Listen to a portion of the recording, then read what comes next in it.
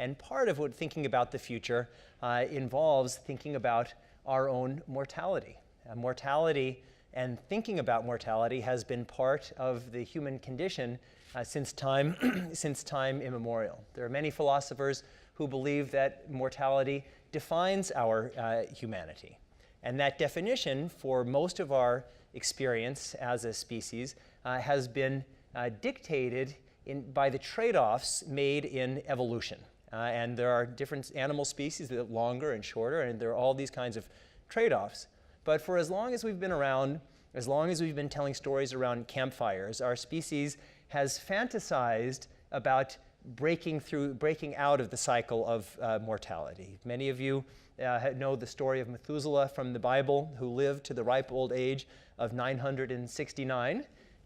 Those of us who aren't literalists think that maybe that didn't happen. But we've always imagined maybe David thinks it happened. We've always imagined what life would be like if we could break out of mortality.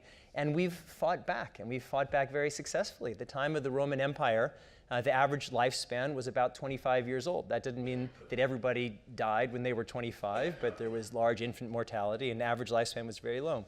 By the time of the Middle Ages, it had only expanded to about 30. In 1990, in the United States, it was only 47. And now, as everybody knows, in the United States and around the developed world, it's roughly 80.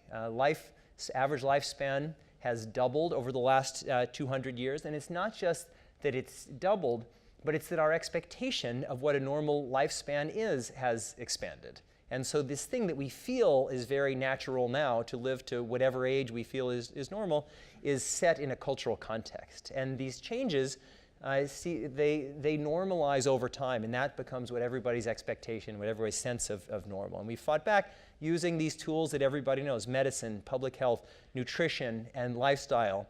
And along the way, we've also had some really crazy ideas, crazy potions, crazy elixirs. About 100 years ago, the very popular process for life extension was monkey testicle grafting. And I was told in the green room that how this process is having a comeback. So anybody who would like to volunteer, we're going to have a monkey testicle grafting booth in the back, and please let us know. But we, as you all know, which is part of why you are here, we are in a new age of science and technology. And one of the biggest transformations of this age is that the sequencing of the human genome has turned biology in many ways to an information technology. When computers were first developed, people didn't think about hacking into computer systems. People hadn't internalized this idea, things like Moore's Law.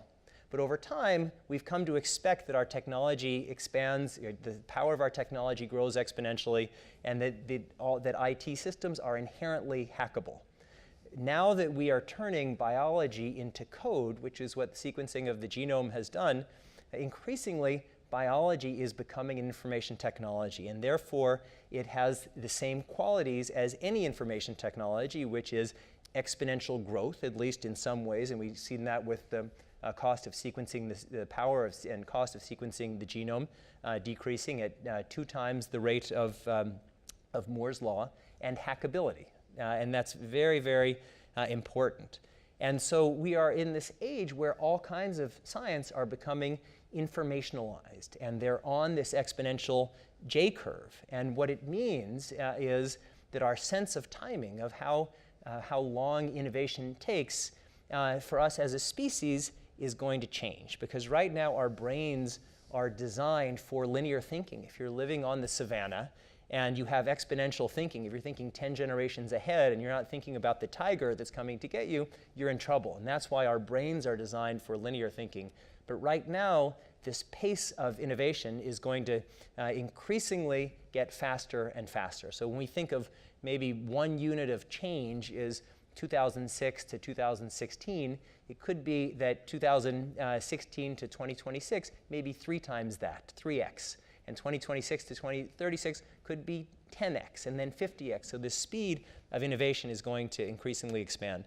And therefore, our thinking, how we think about the world and how we understand the world, and the things that are fixed and the things that are unfixed are going to change. They're going to be brought into these challenges to the way that we think. And bringing that back to aging, we see these examples of aging in nature where there are a lot of, and we're going to talk about this, a lot of disparities. And we don't fully understand why it is that a mouse in captivity lives maybe 4 years and a mouse in the wild lives 1. And we have some good ideas why an average mouse on the street here, that a bat can live 30 or almost 40 years, why there are sharks that can live 500 years when there are other sharks that are genetically similar that live much less, and why there are jellyfish, and this is in my novel, I talk about this as well, but jellyfish that seem to be immortal, that go back and forth between mature age and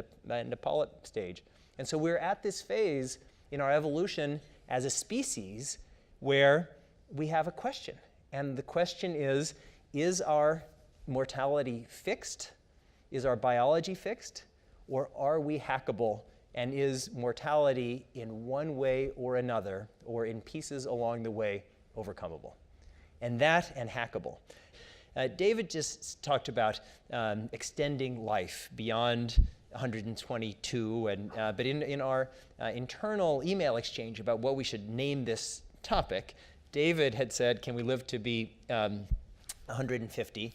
And Nir, you responded about the upper limits of possible life expectancy. Talk a little bit about what you meant. I'm older than him, and to live in 100 years now seems not so attractive as it used to be.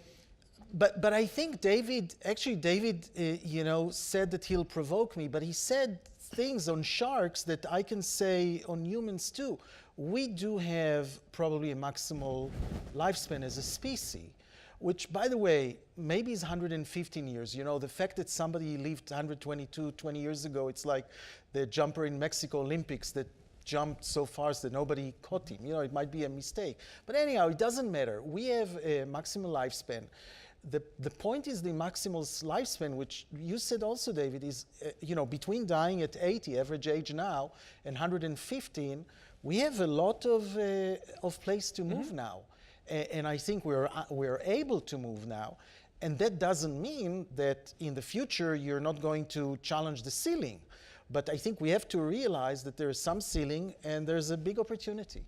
So of everybody who lives in the world today, what is the oldest of everyone alive today, the oldest that somebody will live? Like, who's the longest lived person of everybody? What's your guess? Is it 115? Well, I'm on record. You see billboards that quote me. Yes. The first person to live 150 is already born.